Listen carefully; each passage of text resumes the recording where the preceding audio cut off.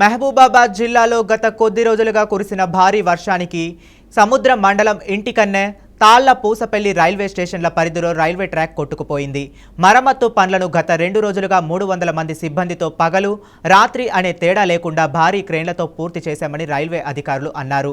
కే సముద్రంలో నిలిచి ఉన్న సంఘమిత్ర ఎక్స్ప్రెస్ను అధికారులు ట్రయల్ రన్లో భాగంగా వరంగల్ వైపు ఆ రైళ్లను పంపించినట్లు అధికారులు తెలిపారు. నేను చాలా పుస్తకాలలో ట్రాక్మెన్గా వర్క్ చేస్తున్నాను. ఆ రోజు నైట్ వాచ్మెన్ నేనే ఉన్నాను. 5/7, 5/6, 5/7 బ్రిడ్జ్ మీద